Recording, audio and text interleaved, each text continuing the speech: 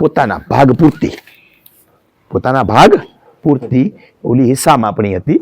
હવે તમારી હદ માપણી કરાવો, અથવા તો તમારી પૈકી માપણી. હદ કોને કહેવાય? સ્વતંત્ર સર્વે નંબર તમારો બોલતો હોય ને, તો ક્યાં હિસ્સા થાય, તો ક્યાં પૈકી થાય? તો તમારી પોતાની હદ માપણી કે કબજા માપણી. ઓલી કબજા જ છે, તો તમારી હદ માપણી કરાવો કે આ મારી હદ છે ને, પાછી માપી દો. આગા પાછી થઈ ગઈ છે ને ખબર પડી જાય.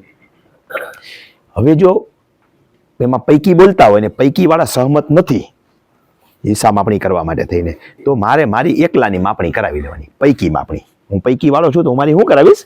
પૈકી માપણી. ક્લિયર થઈ ગયું? 3 માપણીમાં કઈ કરાવવાની? ઉત્તમમાં ઉત્તમ માપણી કઈ થઈ? હિસ્સા માપણી. હિસ્સા માપણી માટે પૂર્વ શરત શું થઈ? બોલો.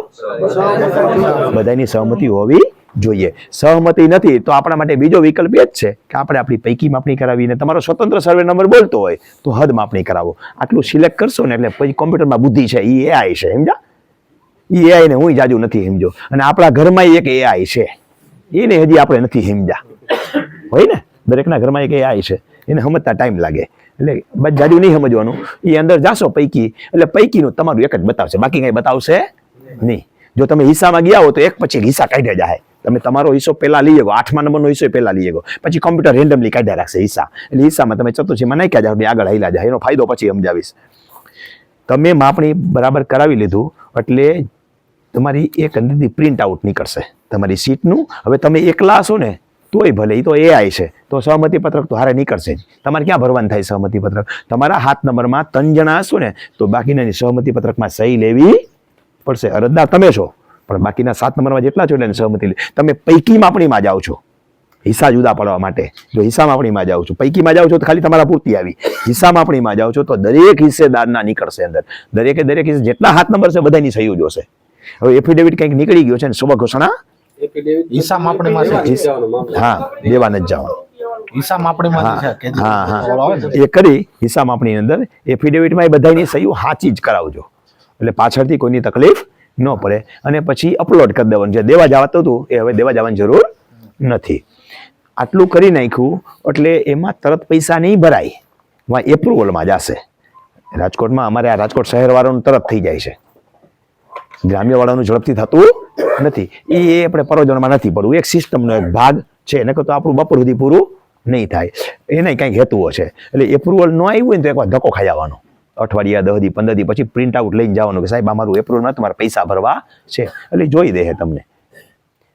એટલે પછી એપ્રુવલ આવી જાય એટલે તમારે કોમ્પ્યુટરમાં જ એપ્રુવલ આવી જશે. એપ્રુવલ આવી જાય પૈસા ભરી દેવાના, પ્રિન્ટ કાઢી લેવાની પૈસા ભર્યાની, અને એમાં જવાનું. એટલે તમને એક મેસેજ આવશે, ઈમેલમાં આવશે અને આમાં આવશે. મેસેજ આવે એટલે સર્વે આવશે માપમાં.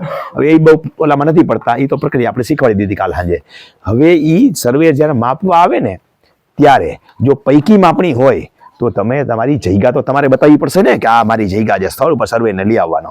પછી તમારી જગ્યા આ ભાઈની બાજુમાં દબાઈ છે, એ આવીને ઉભો રહે કાંઈ ન માપતા, તો સર્વેને કહેવાનું એ પાછું નથી જવાનું. એ હાલતો થઈ જાય તો સાહેબ આપણી મારે કબજાન છે, માપી નાખો. આપણે ત્યાં જવું નથી, માપી નાખશે. આ ગમે એટલો વિરોધ કરશે ને ધમ પછાડા કરશે તો એ મારું માપી નાખશે. એને ક્યાં પૂછવા જવાનું છે આપણે?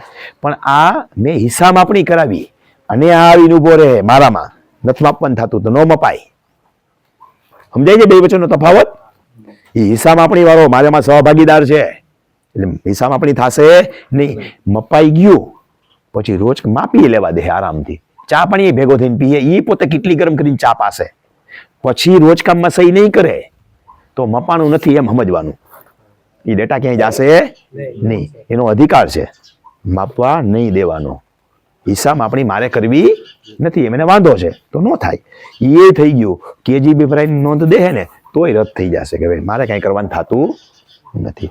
એકવાર દૂરસ્થી થઈ જાય, પાકી થઈ જાય પછી કોર્ટે જવું પડશે. ના તો પાડી શકશે, પછી ક્યાં જવું પડશે? કોર્ટે. એટલે શક્ય હોય ત્યાં સુધી આપણી હિસ્સા માપણી કરી જ લેવાની. હારી રાખી, હારા સંબંધ રાખી, એ ગાયરું દે સાંભળી લેવાની. તારું નીકળતું કાઢી દઈશ કહી દેવાનું. કાઢી દો ન કરી દો પછીની વાત છે. પેલા હિસ્સા માપણી કરી, તમારું કાઢી નહીં દે ને તમે એનું નહીં કાઢી દો, કાંઈ નથી થવાનું. માપણીની પરિસ્થિતિ તો સાચી આવવી જોઈએ ને. એ કાંઈ મેજિસ્ટ્રેટ થોડો છે. મારી પાસે ઘણા ફરિયાદ કરતા હોય સાહેબ આમ કરી દો તેમ કરી દો. હું મેજિસ્ટ્રેટ નથી, હું અભિપ્રાય આપું છું. એટલે મારી પાસે દલીલ કરવાથી કાંઈ થવાનું નથી. એમ સર્વેયર જે છે એ મેજિસ્ટ્રેટ નથી. એ ખાલી તમારું માપ લઈ જાય છે, તમારે કાયદાના કામે ઉપયોગી થાય. માપણી સમજાય ગઈ બરાબર? 3 પ્રકારની: હદ માપણી, હિસ્સા માપણી અને પૈકી માપણી.